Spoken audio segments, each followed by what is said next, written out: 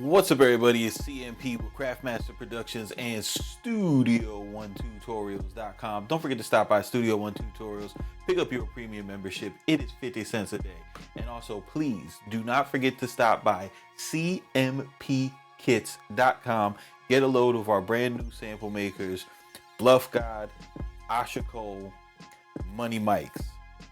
Also, check out my brand new MIDI drop, Drill MIDI Volume 2.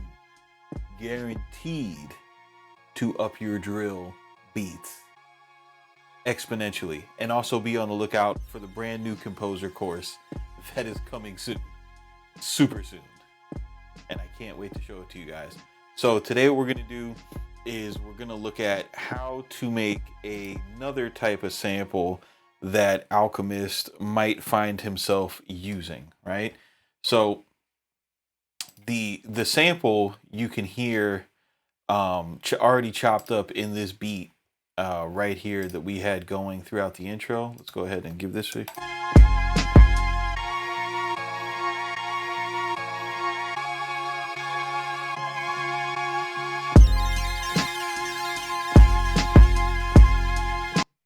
pretty dope, right? So this is a very simple pursuit. The first thing that I went ahead and did was I'm using a patch from I just random whenever I use Analog Lab 5 because I still haven't done the discovery on everything. My favorite thing to do is just pick an instrument. So I pick strings and then I just click this randomizer the same way I used to do with Omnisphere and just find a sound. So I found this sound.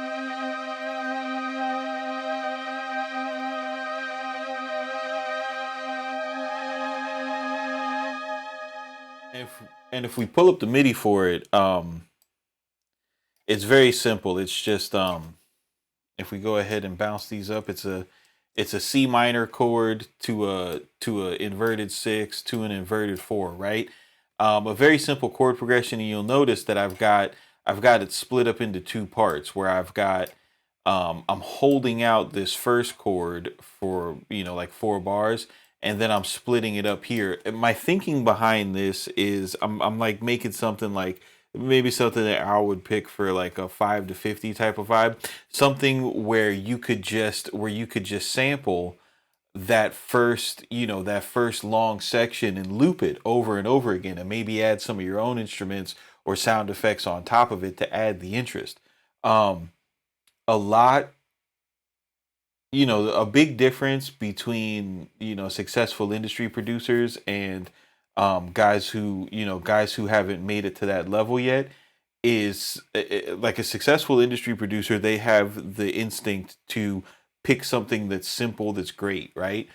So depending on who you're sending these loops out to, or what your deal is, you want to walk a line between providing something simple that someone who is experienced and knows how to make simplicity really ring off. You want to provide that, but then you want to also add some complexity for producers who might prefer that style. So the next thing that I did was I went ahead and added a keyscape rock piano, and then for the MIDI I added bass notes in the C1 octave, and then just shifted the whole chord progression down another octave. And this is just to fill out the frequency spectrum so we don't sound hollow.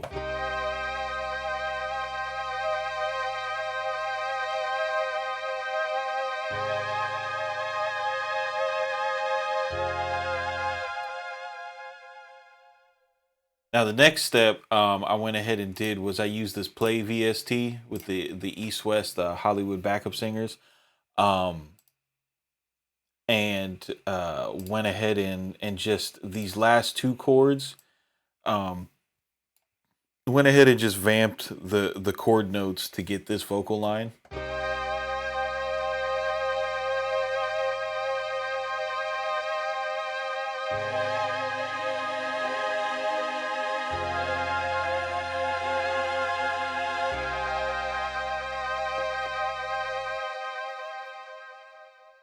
And I do stuff like that sometimes, like knowing that a like a more traditional hip hop producer might hear this and want to pitch it up. giving them the option for some, classic chipmunk vibes. Next thing that I did was added this bass from Trillion.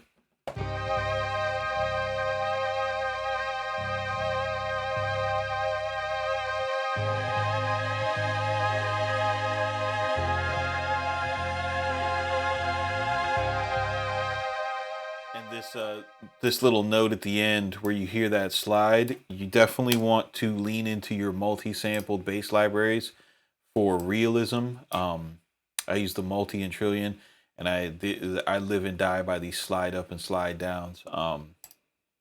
Easy bass is also good for that too.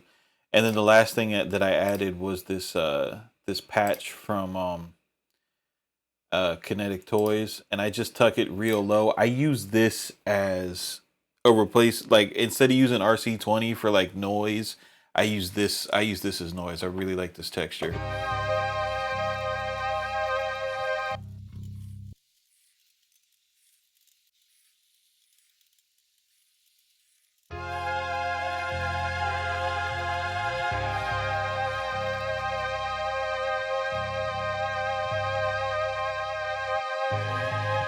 It's just it's something so simple.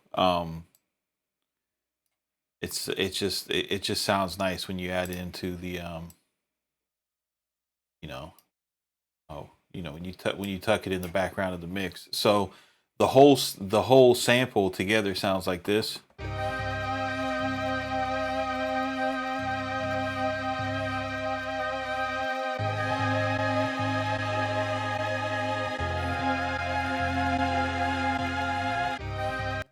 And then you see the way that I chopped it was I chopped it to be able to loop this, and then I made some smaller chops here so that I can do something maybe like more staccato. And what it winds up sounding like when you pitch it up and put some drums underneath it, you get this.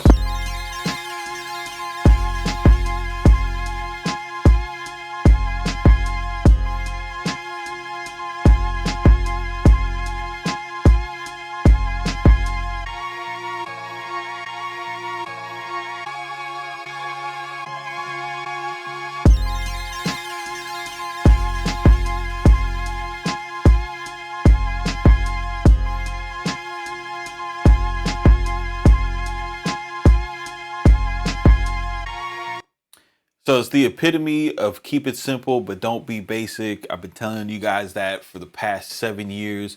It's how we do everything here. Any questions, you guys can hit me up. You guys can hit me up on my Discord.